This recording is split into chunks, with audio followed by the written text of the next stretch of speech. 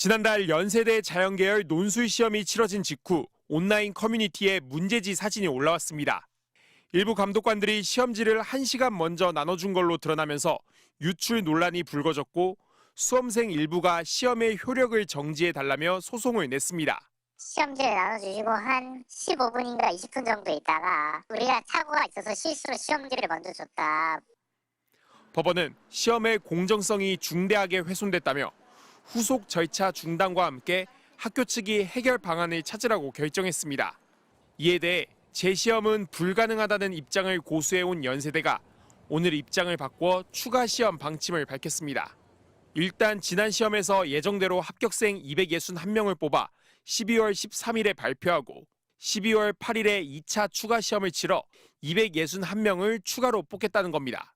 2차 시험에는 1차 시험을 본 수험생 9,600여 명이 모두 응시할 수 있습니다. 정시 합격자 수 역시 그대로 유지됩니다. 대신 2027학년도 입시에서 올해 합격자가 늘어난 만큼 정원이 줄어들 전망입니다. 교육부 관계자는 올해 대학 측 과실로 인한 초과 모집이 이뤄지기 때문에 2027년도 정원에 대해서 교육부에서 감축 명령을 내릴 것이라고 밝혔습니다.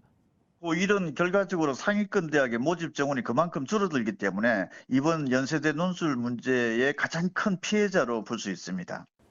연세대는 2차 추가 시험 합격자가 다른 학교로 빠져나갈 경우 그 빈자리에 추가 합격자를 받지 않기로 했습니다. 이에 대해 일부 수험생들은 추가 합격 없는 2차 시험 역시 피해자 발생이 불가피하다며 반발하고 있어 법적 공방의 불씨도 남아 있습니다. MBC 뉴스 김지성입니다. 지난달 12일 치러진 올해 연세대 자연계열 수시 전형 문제지입니다. 시험 이틀 뒤 한 온라인 커뮤니티에 올라왔습니다. 앞서 시험 시간 전에 찍은 논술 답안지와 수험표도 인터넷에 나돌았습니다. 한 고사장에서 감독관들이 시험 시작 시간을 착각해 수험생 30명에게 1시간이나 먼저 문제지를 배포하면서 벌어진 일입니다. 문제지를 다시 회수하긴 했지만 유출 논란이 불거졌습니다. 12시 55분쯤에 일단 시험지를 나눠주신 거예요. 그런데 그동안 스마트폰을 하지 말라는 제지도 없었고. 수험생과 학부모 등 34명이 연세대를 상대로 시험 취소 소송 가처분을 냈는데 법원이 수험생 손을 들어줬습니다. 재판부는 논술 시험의 공정성이 중대하게 훼손됐다며 논술 시험의 후속 절차를 중단하라고 결정했습니다.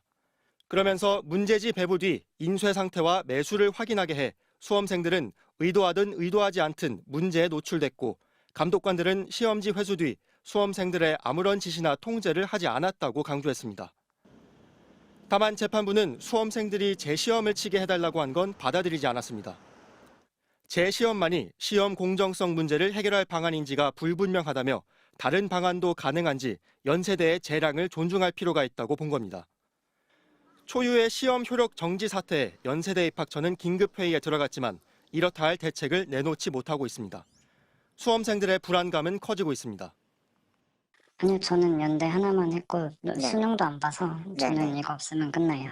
해결을 할 수 있는 사람은 사실 주체는 대학이 아닐까 싶습니다.